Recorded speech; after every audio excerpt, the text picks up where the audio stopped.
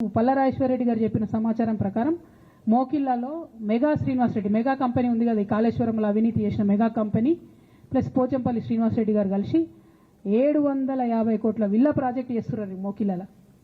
ఏడికేళ్ళు వచ్చినాయి అవి? అవినీతి డబ్బులు కాదా? ఎట్లా వస్తాయి? ఎవరైనా who is this Pochampalli Srinivasa Reddy? Santosh Rao classmate, అది తప్ప ఆయనకున్న అర్హత ఏం లేదు. ఆయనకి ఎమ్మెల్సీ వస్తుంది, కాంట్రాక్ట్లు వస్తాయి, ఇంకేందో వస్తాయి. అట్లనే నవీన్ రావు అని ఇంకొక ఎమ్మెల్సీ ఉంటాడు. ఆయన డైరెక్ట్గా మా ముఖం పట్టుకొని అందరం కూడా అంటాడు, నాకు ఎమ్మెల్సీ ఇచ్చింది కేసీఆర్ గారైనా నాకు దేవుడు సంతోషం అంటాడు ఆయన. నిన్న మొన్న వాళ్ళ ఫాదర్ని పట్టుకున్నారు పేకాటల. ఏమైంది కేసు? ఆల్రెడీ నవీన్ రావు గారు పోయి మన ముఖ్యమంత్రి గారు కాళ్ళు పట్టుకున్నట్టుగా తెలిసింది. వాళ్ళ తండ్రిని విడిచిపెట్టిరు, ఈయన మీద భూ కబ్జా కేసులు ఉంటే అవి విడిచిపెట్టిరు.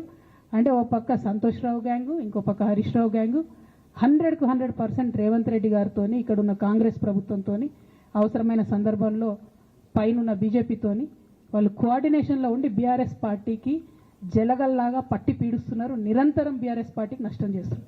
ఎంత దారుణానికి ఒడిగట్టిరంటే ఆఖరికి నా ఓటమితో ప్రారంభమైంది అది. నిజామాబాద్లో నా ఓటమిలో కుట్రలు చేసారు.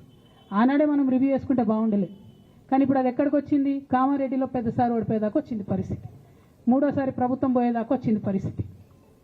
ఒక్కొక్క ఎలక్ట్ అయిన ఎమ్మెల్యేను, ఓడిపోయిన ఎమ్మెల్యేలు పత్రికా మిత్రులు మీరు మాట్లాడండి. సంతోష్ రావు గారి బాధితులు నాకు మామూలుగా